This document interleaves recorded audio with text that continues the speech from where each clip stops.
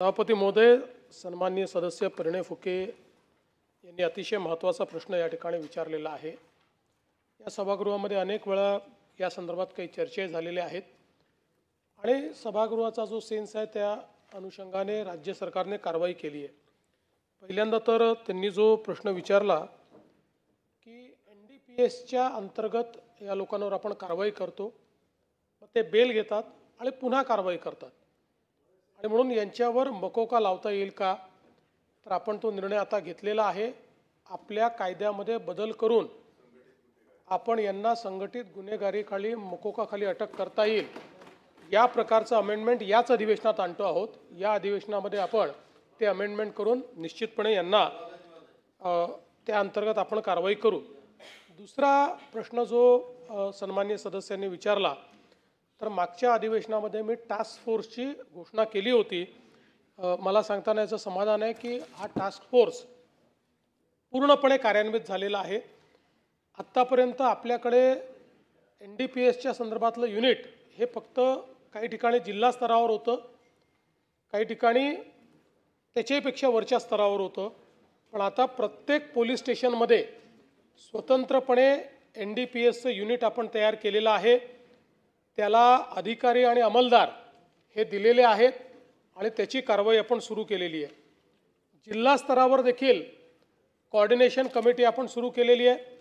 आपण जर बघितलं असेल तर गेल्या 2-2.5 वर्षामध्ये प्रचंड मोठ्या प्रमाणात आपण कारवाई केली आणि याच्यामध्ये केंद्र सरकारने देखील पूर्वीच्या काळात याचं ज्युरिस्डिक्शनचा प्रॉब्लेम यायचा, एका जिल्ह्यामध्ये किंवा एका राज्यात अशा प्रकारचा गुन्हा करून दुसऱ्या राज्यामध्ये ते चालले जायचे, तर आता सगळ्या राज्यांची कोऑर्डिनेशन कमिटी तयार झालेली आहे। सगळी राज्य इंटेलिजन्स शेअरिंग करतायत आणि त्यातनं मोठ्या प्रमाणात ही कारवाई होताना आपल्याला पाहायला मिळते। आपण एक त्यामुळे टास्क फोर्सचा मुद्दा देखील आता निघालेला आहे। आपण मुद्दा मांडला फास्ट ट्रॅक कोर्टाचा, तर जरूर या संदर्भात माननीय उच्च न्यायालयाला विनंती करण्यात येईल। पण मला हे सांगितलं पाहिजे की आत्ता आपल्या महिलांवरच्या गुन्ह्याचे देखील जे फास्ट ट्रॅक कोर्ट्स आहेत, या संदर्भात त्यातले अनेक कोर्ट रिटायर झाल्यानंतर अजून ती भरण्याची कारवाई झाली नाही, म्हणून मी परवा स्वतः माननीय चीफ जस्टिस साहेबांना सांगितलं, कारण ती कारवाई कोर्टाला हायकोर्ट करते। त्यांनी मला या प्रश्नाचं उत्तर होईपर्यंत वाढवण्यात येत आहे। त्यामुळे या ठिकाणी आपण आता त्यांना जशी ती विनंती केली आहे तशी ही पण विनंती त्यांना आपण करू की किमान काही एका लेवलच्या वरच्या ज्या केसेस आहेत त्या केसेस करता तरी त्यांनी फास्ट ट्रॅक कोर्ट आपल्याला माननीय उच्च न्यायालयाने दिलं पाहिजे। आणि व्यसनमुक्ती केंद्राच्या संदर्भात आपण जो मुद्दा मांडलेला आहे तो महत्त्वाचा आहे। आज आपल्याकडे क्वालिटी व्यसनमुक्ती केंद्र म्हणजे जे आहे ते वाईट आहे तसं नाही आहे, पण संख्या कमी आहे। त्यामुळे ज्या क्वांटिटी आणि क्वालिटीची व्यसनमुक्ती केंद्र असली पाहिजेत ती आपल्याकडे नाहीत। त्यामुळे त्या संदर्भात निश्चितपणे एक धोरण तयार करून अशा प्रकारची योग्य ट्रीटमेंट देणारी आपली केंद्र कशी तयार करता येतील याचा प्रयत्न केला जाईल। खडसे साहेब, माननीय मुख्यमंत्री महोदयांना माझा प्रश्न आहे याचा की यामध्ये गुजरात आणि मध्य प्रदेश, प्रामुख्यानं मध्य प्रदेशमध्ये गांजा, अफू याचा सरकारी लायसन्स आहे।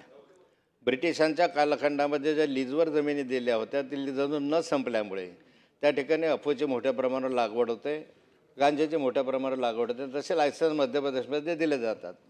या ठिकाणी ज्या बॉर्डरवर आहे, जर माझा मतदारसंघ मुक्ताईनगर हा त्याचा बॉर्डरवर आहे आणि त्या ठिकाणी बंदी नाही, गुटख्याला बंदी नाही, गांजाला बंदी नाही, म्हणजे लिमिटेड आहे, अफूला बंदी नाही आणि ते इकडे यायला फार सोपं आहे बॉर्डरवरून। आणि मुक्ताईनगर हे त्याचं प्रमुख केंद्र झालेलं आहे। गुटखा इतका मोठ्या प्रमाणावर पकडला जातो, गांजा इतका मोठ्या प्रमाणावर पकडला जातो, पकडण्याचा प्रयत्न केला जातो की विशेष अशा बॉर्डरवर म्हणजे गुजरात, धुळे आणि प्रामुख्यानं मुक्ताईनगर म्हणजे जळगाव जिल्हा यांच्या बॉर्डरवर असे काही केंद्र, काही टास्क फोर्स आपलं काय म्हणता तुम्ही अशा स्वरूपाची काही व्यवस्था करणार आहात की जे तातडीने पकडता येतील, इंटेलिजन्स मजबूत करता येईल? आमच्याकडे तर दररोजच ट्रक पकडला जातो, दररोज पोलीस पकडतात आणि मग पोलीस एकमेकांवर ढकलतात की माझं काम नाही, त्याचं काम नाही, आणि मग बरेचसे सुटून जातात। स्थानिक पुढाऱ्यांचं त्याला मदत असते, अनेक कार्यकर्ते त्याच्यामध्ये गुंतलेले आहेत. त्यामुळे याच्यावर तातडीने काही बॉर्डरवर उपाययोजना करण्याच्या संदर्भामध्ये आपण काही करणार आहात का?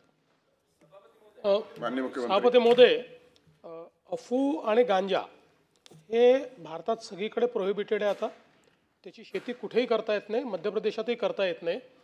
पण हे आपलं काय म्हणतात त्याला, नाही नाही नाही लीज तरी करता येत नाही. लीज असली तरी करता येत नाही. ते इलिगलच आहे. ते आपल्याला या ठिकाणी करता येत नाही. आपण या ठिकाणी जे सांगितलं गुटख्याचं वगैरे, तर निश्चित त्या संदर्भात किंवा अशाही कुठल्याही संदर्भात जर अशा प्रकारची तस्करी त्या भागामध्ये होत असेल तर त्याच्यावर कारवाई केली जाईल. मी मगाशी जो मला शब्द आठवला तो भांग जी आहे ती मात्र मध्य प्रदेश, उत्तर प्रदेश या ठिकाणी लिगल आहे. त्याच्यावर कुठलेही बंधन नाही आहे. त्यामुळे भांग आपल्याकडे तिथनं येण्याचं प्रमाण काही प्रमाणात आहे. पण अर्थात भांगेच्या संदर्भात आता त्याच्या संदर्भात आपल्याकडे भांगेवरही आपण बॅन ठेवलेला आहे. त्यामुळे जरूर त्या संदर्भातली जी काही कारवाई करण्यात येईल आणि आपण मुक्ताईनगरचं सांगितल्यामुळे विशेष त्या ठिकाणी मोहीम घेण्यात येईल.